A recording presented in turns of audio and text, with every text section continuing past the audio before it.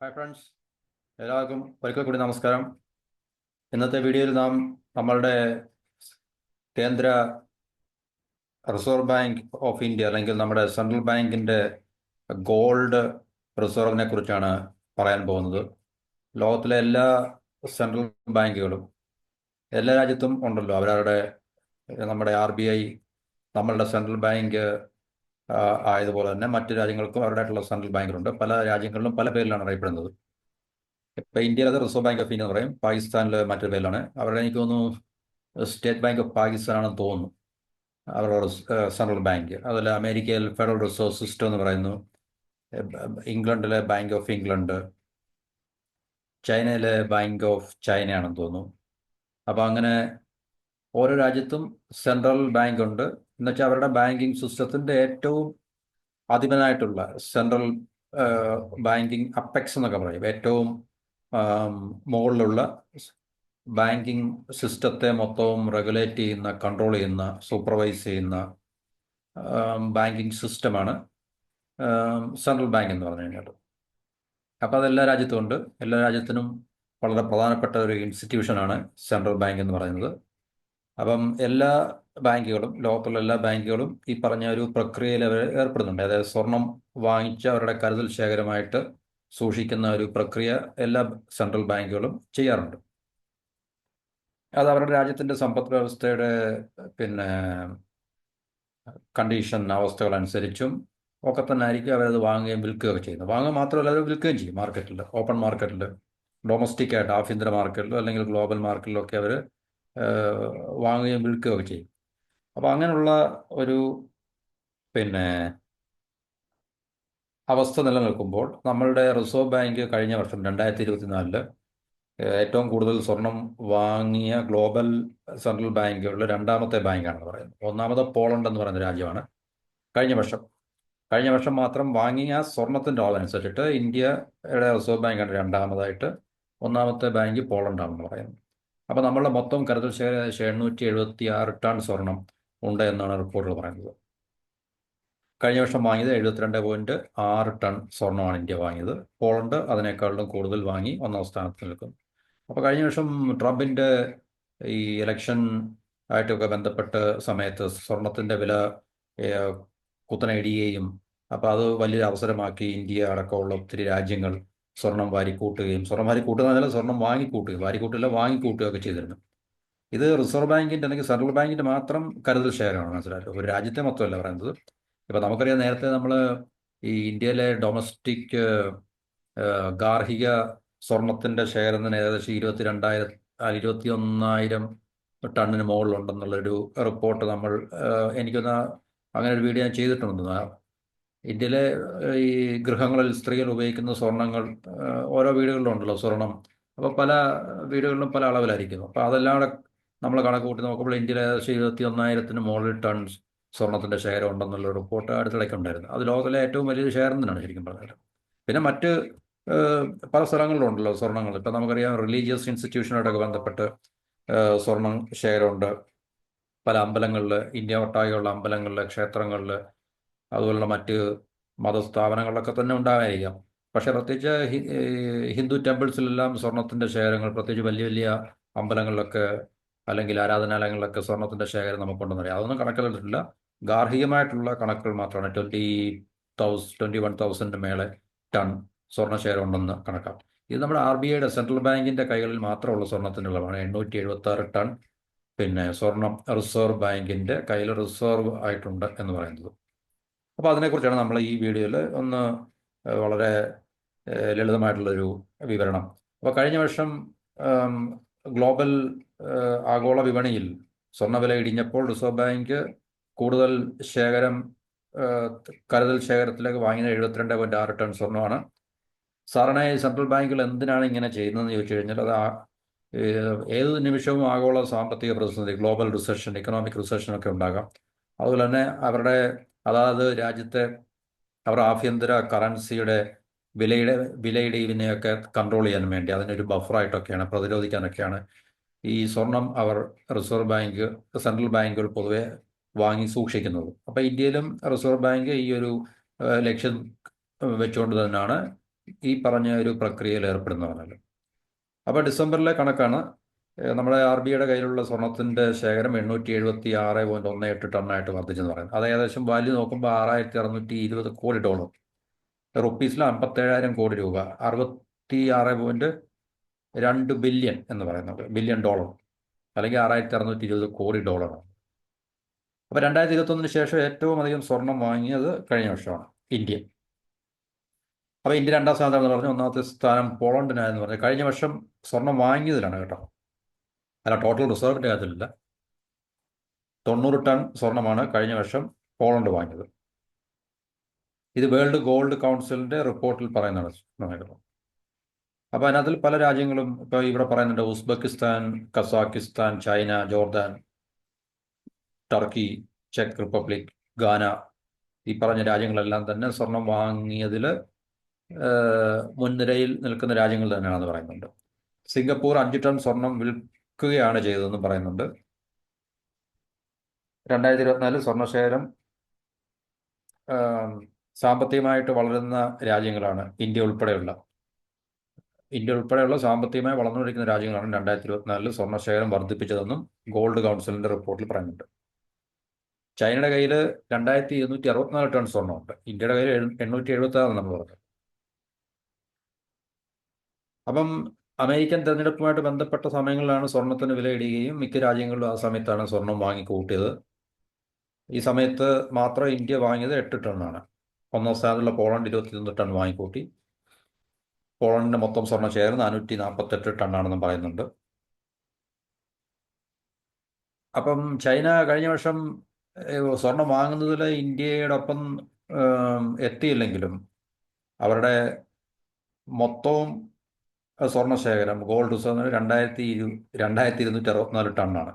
ഏകദേശം ഇന്ത്യയുടെ കയ്യിലുള്ളതിൻ്റെ ഒരു മൂന്ന് തരത്തില്ല, എന്നാലും ഏകദേശം 2.5 ടൈംസിനൊക്കെ മുകളിലാണ്. അത് നമുക്കറിയാം. ചൈന ഇന്ത്യയും തമ്മിലുള്ള അന്തരം നമുക്കറിയാം. എപ്പോഴും എല്ലാ കാര്യത്തിലും ഈ അന്തരമുണ്ട്. അപ്പോൾ ഇക്കാര്യത്തിലും തീർച്ചയായിട്ടും ചൈന മുന്നിൽ തന്നെ ആകണം എന്നുള്ളതാണല്ലോ നമുക്കൊരു ഊഹിക്കാൻ സാധിക്കുന്നത്. അപ്പോൾ 2264 ടണ്ണാണ് people's bank of China. People's bank of ചൈനയാണ് ചൈനയുടെ സെൻട്രൽ ബാങ്ക്. ഞാൻ മുമ്പ് പറഞ്ഞ ബാങ്ക് ഓഫ് ചൈന എന്ന് പറഞ്ഞു. People's bank of China. അപ്പോൾ പീപ്പിൾസ് ബാങ്ക് ഓഫ് ചൈന എന്ന് പറയുന്നത് ചൈനയുടെ സെൻട്രൽ ബാങ്കിൻ്റെ കയ്യിലുള്ളത് 2264 ടൺ ശേഖരമാണ്.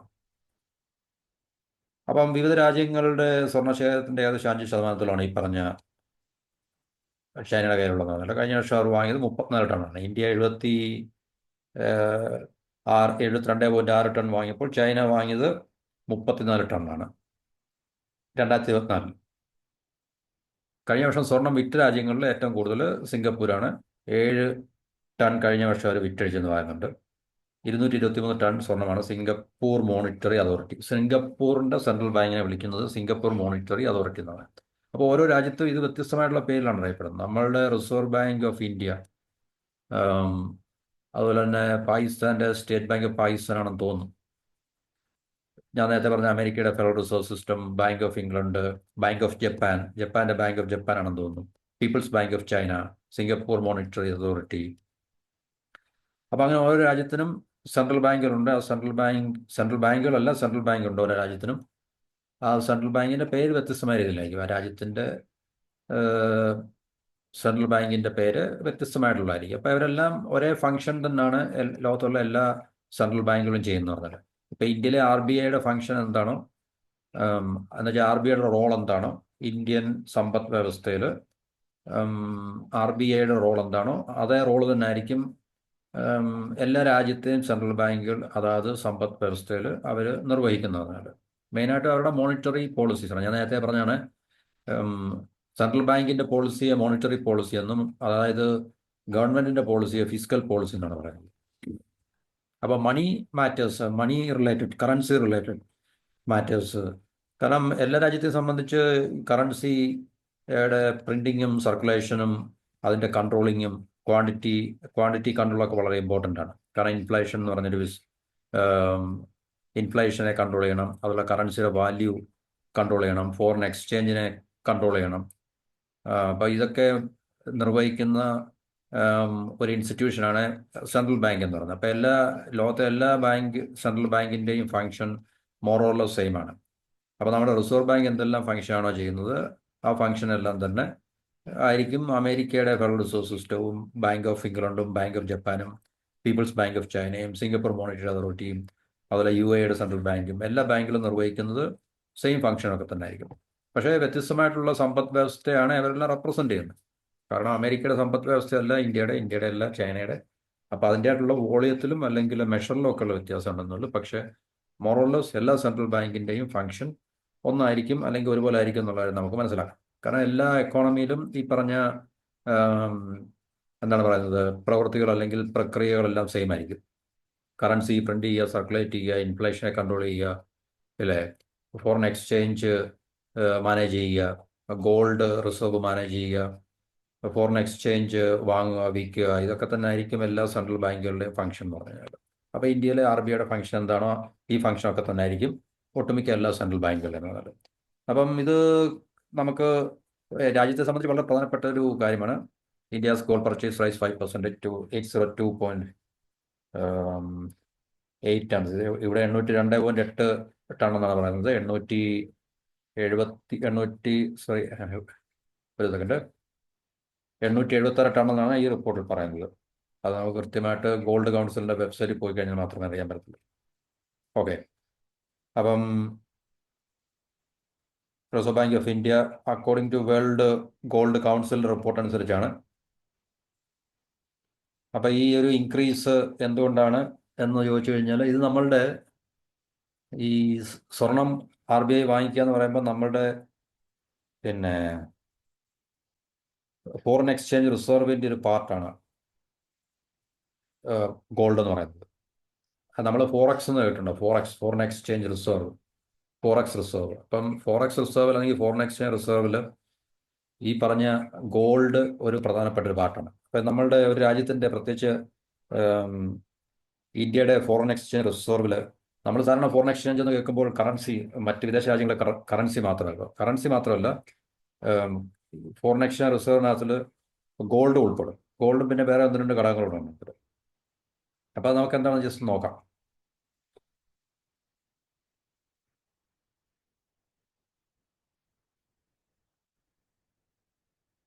ഇപ്പം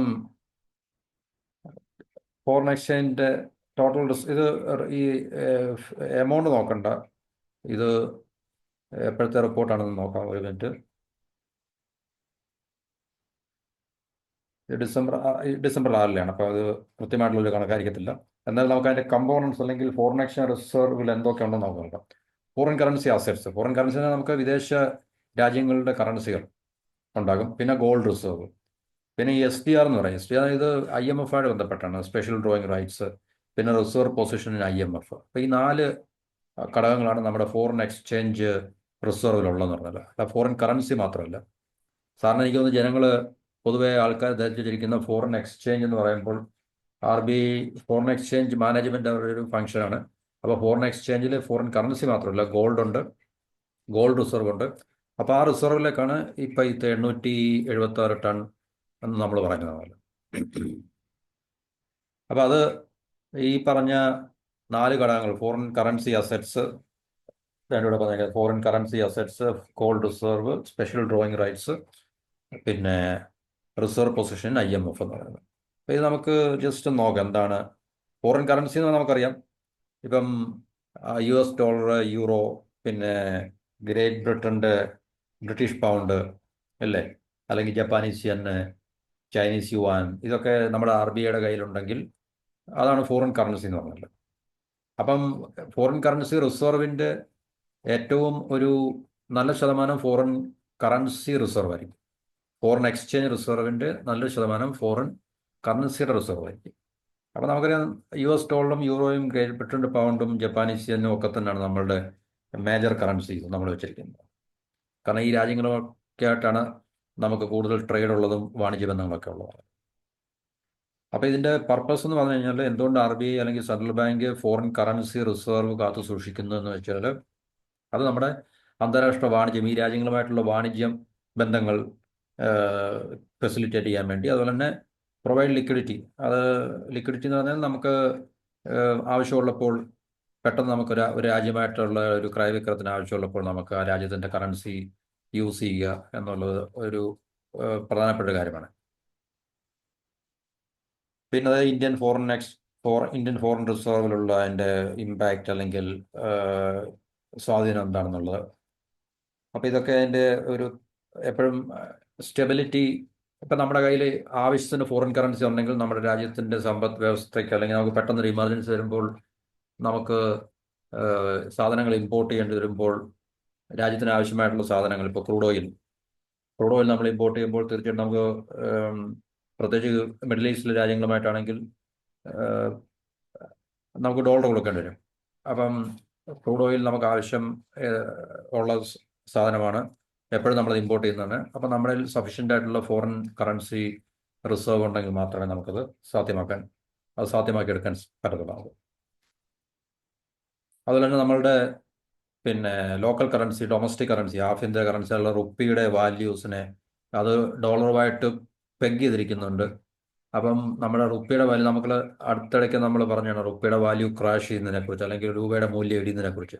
അതെപ്പോഴും ഡോളറുമായിട്ട് ബന്ധപ്പെടുത്തിയായിരിക്കും റുപ്പിയുടെ മൂല്യം കൂടുകയും കുറയുകയും ചെയ്യുന്നത്. അത് ലോകത്തിലെ ഒട്ടുമിക്ക എല്ലാ കറൻസികളുടെയും മൂല്യം കൂടുകയും കുറയുകയും ചെയ്യുന്ന ആ രാജ്യത്തിൻ്റെ കയ്യിലുള്ള അല്ലെങ്കിൽ ആ രാജ്യത്തിൻ്റെ സമ്പദ് വ്യവസ്ഥയിലുള്ള ഡോളറിൻ്റെ അളവിനെ അനുസരിച്ചായിരിക്കും. ഡോളറിൻ്റെ അളവ് കൂടുമ്പോൾ കറൻസിയുടെ വാല്യൂ അപ്രീഷിയേറ്റ് ചെയ്യാനും ഡോളറിൻ്റെ അളവ് കുറയുമ്പോൾ ആ രാജ്യത്തിൻ്റെ കറൻസിയുടെ മൂല്യം കുറയാനുള്ള സാധ്യതയുണ്ട്. അപ്പം ഈ ആവശ്യങ്ങൾക്ക് വേണ്ടിയാണ്, അല്ലെങ്കിൽ ഈ ഫോറിൻ കറൻസി റിസർവ് ഉള്ളതിൻ്റെ സ്വാധീനം ഇതായിരിക്കും എന്ന് പറഞ്ഞാൽ. പിന്നെ രണ്ടാമത്തെ അതിൻ്റെ പോർഷനാണ് ഗോൾഡ് എന്ന് പറയുന്നത്. നമ്മളെ സംബന്ധിച്ച് ഫോറിൻ കറൻസി റിസർവ് കഴിഞ്ഞാൽ പിന്നെ ഏറ്റവും കൂടുതൽ നമ്മുടെ ഫോറിൻ എക്സ്ചേഞ്ച് റിസർവുള്ള ഗോൾഡായിരിക്കും. അത് നമ്മളുടെ ഏറ്റവും പ്രധാനപ്പെട്ടൊരു ഘടകം തന്നെയാണ്. അപ്പം അത് എന്തിനാണ് reserve bank, central bank gold സൂക്ഷിക്കുന്നതെന്ന് വെച്ച് കഴിഞ്ഞാൽ അത് ഇൻഫ്ലേഷനെതിരെ, അതുപോലെ തന്നെ നമുക്ക് എന്തെങ്കിലും പെട്ടെന്നുള്ളൊരു സാമ്പത്തിക ആവശ്യം വരുമ്പോൾ, രാജ്യത്തിന് ഇമർജൻസി വരുമ്പോൾ, അത് നമുക്ക് നമ്മുടെ വ്യക്തിക്ക് എങ്ങനെയാണോ നമ്മുടെ കയ്യിലുള്ള സ്വർണം നമുക്ക് പെട്ടെന്നൊരു എമർജൻസി വരുമ്പോൾ അത് സഹായകരമാവുന്ന അതേ പർപ്പസ് തന്നെയായിരിക്കും നമ്മുടെ രാജ്യത്തിനും ഉള്ളത് പറഞ്ഞത്. അപ്പം അതിനാണ് കൂടുതൽ ശേഖരം നമ്മൾ കൂടുതൽ സ്വർണം വാങ്ങി ശേഖരിക്കുന്നത് RBI, സെൻട്രൽ ബാങ്ക്. അപ്പം അത് ഹെഡ്ജ് അഗൈൻസ്റ്റ് ഇൻഫ്ലേഷൻ ഒരു തടയിടാൻ വേണ്ടി, അതുപോലെ തന്നെ നമ്മുടെ സേഫ്റ്റി, എക്കണോമിക് ആയിട്ടുള്ള സാമ്പത്തികമായിട്ടുള്ള പ്രശ്നങ്ങൾ നമുക്കുണ്ടാകുമ്പോൾ അല്ലെങ്കിൽ ബുദ്ധിമുട്ടുണ്ടാകുമ്പോൾ നമുക്ക് പെട്ടെന്നത് അന്താരാഷ്ട്ര മാർക്കറ്റിലോ മറ്റോ വിറ്റഴിച്ചിട്ട് നമുക്ക് തീർച്ചയായിട്ടും നമ്മുടെ ആവശ്യങ്ങൾ നമുക്ക് സാധിച്ചെടുക്കാൻ സാധിക്കും. പിന്നുള്ളത് സ്പെഷ്യൽ ഡ്രോയിങ് റൈറ്റ്സ്. ഇത് IMFുമായിട്ട് ബന്ധപ്പെട്ടാണ്. അത് ഇന്റർനാഷണൽ റിസർവാണ്, നമ്മൾ IMFൽ ഉള്ളതാണ് നമുക്ക് അങ്ങനെയല്ല. അപ്പം അത് ഫോറിൻ എക്സ്ചേഞ്ച് റിസർവിന് പകരം എല്ലാ മെമ്പർ കൺട്രീസും, IMFൽ മെമ്പേഴ്സായിട്ടുള്ള എല്ലാ മെമ്പർ കൺട്രീസും അവർക്ക് സ്പെഷ്യൽ ഡ്രോയിങ് റൈറ്റ് ഉണ്ട് അവർക്ക്. പിന്നുള്ളത് റിസർവ് പോർഷൻ ഇൻ IMF ആണ്. അപ്പം ഈ 4 ഘടകങ്ങളാണ്. റിസർവ് പോർഷൻ എന്ന് പറഞ്ഞാൽ എല്ലാ രാജ്യത്തിനും ഒരു കോട്ട ഉണ്ട് IMFലാണ്. അപ്പോൾ ആ കോട്ട ഏറ്റവും കൂടുതൽ കോട്ടയുള്ള അമേരിക്കയ്ക്കാണ് അപ്പം വോട്ടിംഗ് പവർ ഉള്ളത്. കാരണം അവർ കോൺട്രിബ്യൂട്ട് ചെയ്യണം. അവർ പക്ഷേ ഇത്ര US ഡോളർ എന്ന് പറഞ്ഞാൽ കോൺട്രിബ്യൂട്ട് ചെയ്യണം. ഇതിനെക്കുറിച്ച് എനിക്ക് കൃത്യമായി അറിയത്തില്ല, ഈ 2 കാര്യങ്ങളെക്കുറിച്ച് പഠിച്ചിട്ട് പറയാൻ പറ്റത്തുള്ളൂ. പക്ഷേ ഇതിങ്ങനെ ഉണ്ട്, SDR ഉണ്ട്, സ്പെഷ്യൽ ഡ്രോയിങ് റൈറ്റ്സ് ഉണ്ട്, അതുപോലെ തന്നെ ഒരു രാജ്യത്തിന് കോട്ടയുണ്ട്, ആ കോട്ടയ്ക്ക് അനുസരിച്ച് വോട്ടിംഗ് പവർ ഉണ്ട്. അപ്പോൾ നമ്മുടെ ഓരോ രാജ്യത്തിൻ്റെയും വോട്ടിംഗ് പവർ നമ്മുടെ IMFലുള്ള നമ്മുടെ പൊസിഷനെയാണത് പ്രതിഫലിപ്പിച്ച് കാണിക്കുന്നതാണ്. അപ്പോൾ ഏറ്റവും കൂടുതൽ IMFൽ റെപ്രസെൻറ്റേഷൻ ഉള്ളത് പറഞ്ഞ അമേരിക്കയാണ്. അതുപോലുള്ള പവർഫുൾ ആയിട്ടുള്ള നേഷൻസാണ്. അപ്പോൾ അവരുടെ കോട്ട കൂടുതലാണ്, അവർക്ക് വോട്ടിംഗ് പവറും കൂടുതലാണ്. അപ്പോൾ ഇനി ഇതാണ് 4 പ്രധാനപ്പെട്ട ഫോറിൻ എക്സ്ചേഞ്ച് റിസർവിൻ്റെ ഘടകങ്ങൾ എന്ന് പറഞ്ഞു കഴിഞ്ഞാൽ.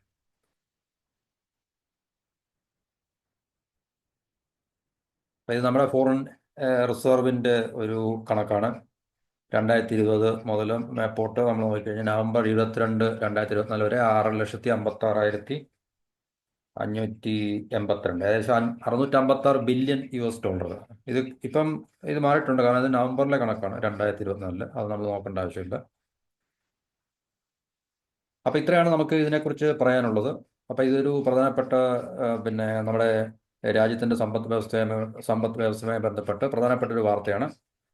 അത് ലോകത്തുള്ള എല്ലാ സെൻട്രൽ ബാങ്കുകളും ഈ പറഞ്ഞ ഒരു സ്വർണം വാങ്ങുകയും അവർക്ക് വിൽപ്പന ചെയ്യേണ്ട സമയത്ത് അവർ വിൽക്കുകയും ചെയ്യുമായിരുന്നു. അപ്പം വിറ്റ കൂട്ടത്തിൽ സിംഗപ്പൂരാണ് ഏറ്റവും മുന്നിൽ നിൽക്കുന്നതെന്ന് പറയുന്നുണ്ട്. സിംഗപ്പൂർ മോണിറ്ററി അതോറിറ്റി എന്നാണ് അവരുടെ സെൻട്രൽ ബാങ്കിൻ്റെ പേര്. ഇപ്പോൾ അവരുടെ കൈവശമുള്ള 223 ടണ്ണാണ്. അത് 7 ടണ്ണാണ് അവർ കഴിഞ്ഞ വർഷം വിറ്റഴിച്ചത്. അതപ്പോൾ അവരുടെ സമ്പദ് വ്യവസ്ഥയെ സ്റ്റെബിലൈസ് ചെയ്യാൻ വേണ്ടി അവർ ചെയ്യുന്നതായിരിക്കും തീർച്ചയായിട്ടും. കാരണം ഓരോ രാജ്യത്തിൻ്റെ സമ്പദ് വ്യവസ്ഥ അനുസരിച്ച് സ്വർണത്തിൻ്റെ ആവശ്യകത ഇത്ര ഉണ്ടായിരിക്കണം, അല്ലെങ്കിൽ കൂടുതൽ സ്വർണം സൂക്ഷിക്കുന്നതും സമ്പദ് വ്യവസ്ഥയുടെ ഒരു പക്ഷേ സ്റ്റെബിലിറ്റിയെ ബാധിക്കും. അപ്പോൾ അവർ കൂടുതൽ ആയിട്ടുള്ള സ്വർണം ഒരു അന്താരാഷ്ട്ര മാർക്കറ്റിൽ വിറ്റഴിക്കും. അങ്ങനെ വിറ്റഴിക്കുന്ന സ്വർണ്ണമായിരിക്കും നമ്മൾ വാങ്ങിക്കുന്നത്, മനസ്സിലായില്ല, നമ്മളെപ്പോലുള്ള രാജ്യങ്ങൾ വാങ്ങിക്കുന്നത്. അപ്പോൾ തീർച്ചയായിട്ടും ഇത് വളരെ പ്രധാനപ്പെട്ടൊരു വാർത്തയാണ് നമുക്ക്. അപ്പോൾ ഇതുപോലുള്ള കാര്യങ്ങൾ നമ്മൾ അത്യാവശ്യം മനസ്സിലാക്കുക എന്നുള്ളത് നമ്മുടെ രാജ്യത്തിൻ്റെ സാമ്പത്തിക വശത്തെക്കുറിച്ച് നമുക്ക് മനസ്സിലാക്കാൻ സഹായകരമാകും. അപ്പോൾ ഇത്രയും പറഞ്ഞുകൊണ്ട് വീഡിയോ ഇവിടെ സ്റ്റോപ്പ് ചെയ്യുന്നു. ഒരിക്കൽ കൂടി നിങ്ങൾ നന്ദി പറയുന്നു. ചാനൽ കാണുക, സപ്പോർട്ട് ചെയ്യുക. ജസ്റ്റ് സബ്സ്ക്രൈബ് ചെയ്യാത്തവർ സബ്സ്ക്രൈബ് ചെയ്യുക. അപ്പം മറ്റൊരു ടോപ്പിക്കുമായിട്ട് അടുത്ത വീഡിയോയിൽ നമുക്ക് കാണാം. എല്ലാവർക്കും നന്ദി, നമസ്കാരം. Have A wonderful day. Thank you for watching and listening.